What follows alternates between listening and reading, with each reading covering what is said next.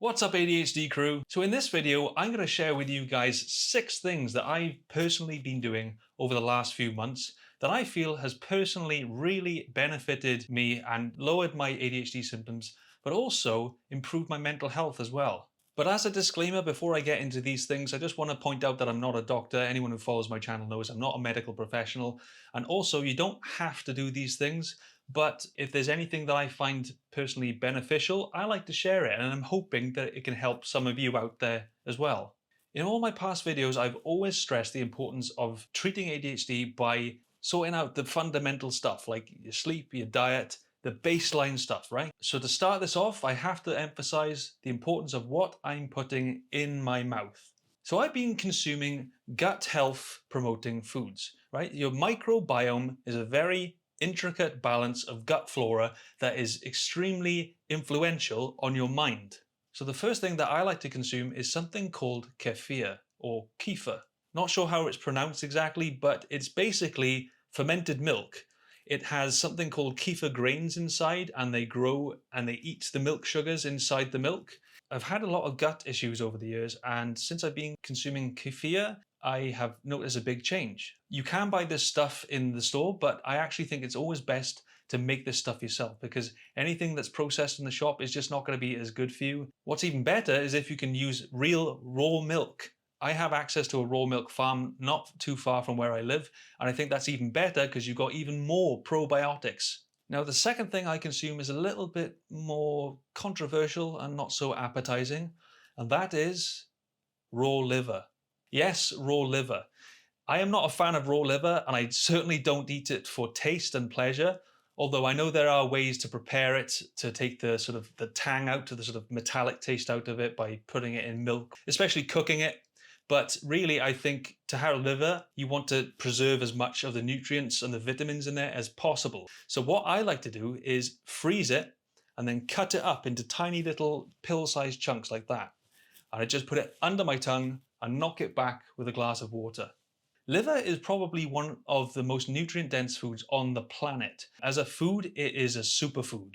The next thing I've been doing is consuming bone broth. Bone broth is very beneficial. It's full of collagen, which is great for your brain, your skin, your hair, nails, you name it. Very nutritious. So aside from those things, I've basically just been eating a very animal-based diet. Things like seafood, red meat, eggs. Before, in past videos, I've always banged on about how you should be physically active and work out.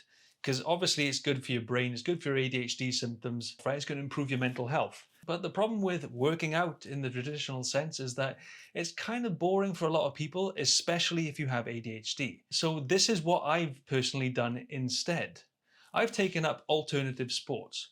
My two favorite things that I'm doing at the moment is skateboarding and surfing. Why I prefer this is because it's just not like working out. It's basically a hobby. Instead of, dragging yourself to the gym and thinking, oh, I've got to do this to be healthy. I know it's good for my brain. If you can find something that is really exciting like that, it doesn't feel like a chore. It doesn't feel like you're trying to work out to be healthy.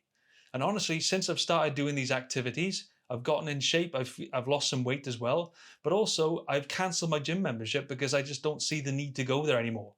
With activities like skateboarding and surfing, it's very invigorating, and also you can get better, you can see progress. So the next thing I've been doing, or not doing in this case, is consuming caffeine. Some of you might think, Stuart, but caffeine is so good for my ADHD, it keeps me alert. Well, the problem with that is that you become dependent on it. But for me, I find with caffeine, I get a lot of anxiety and I get a lot of ups and downs as well. So for me, I prefer to reach a sort of level of homeostasis where my body gets used to not having that in my system. And so I'm finding that it's also reducing my stress, it's reducing my emotionality, it's also helping me to sleep better. And the next thing that I'm doing that kind of ties into this is I'm taking ashwagandha. Now, ashwagandha comes from a plant. I know it's not exactly natural because it's a supplement. The reason I take it is because it lowers your stress levels. It has a brilliant effect on anxiety and cortisol. With ADHD, I find that I get quite easily overwhelmed, and I think that ashwagandha really benefits me with that. Not only does it lower stress and cortisol, but it helps me to get deeper sleep and helps me to relax more at night. So I especially do recommend taking it at night. Although you may experience some vivid dreams.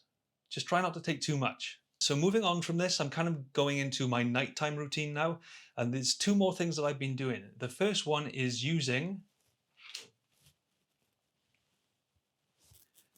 blue light blocking glasses. I always use these every night.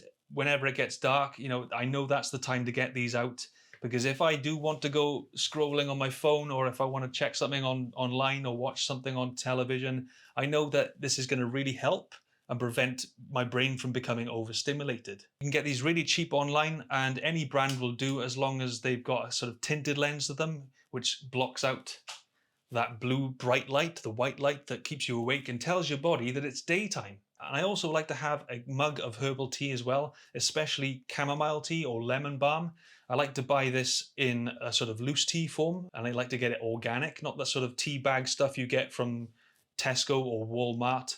And I basically just jar them up and put it in an infuser, and I drink that at night. And I might even have a bit of bone broth. And the last thing I've been doing over the last few months is having the mantra of early to bed, early to rise. Guys, sleep hygiene is everything, and I can't recommend enough that you get up early and you go to bed early. If you do this, at first you might start being tired, and I had a lot of issues with it at first. In the past, I've always been the sort of person to stay up till like 2 a.m. and feel really groggy in the morning. But since I've been doing this, I've been getting tired earlier in the day, and I sort of naturally unwind at an appropriate time. So by the time it's 10 o'clock, my eyelids are drooping.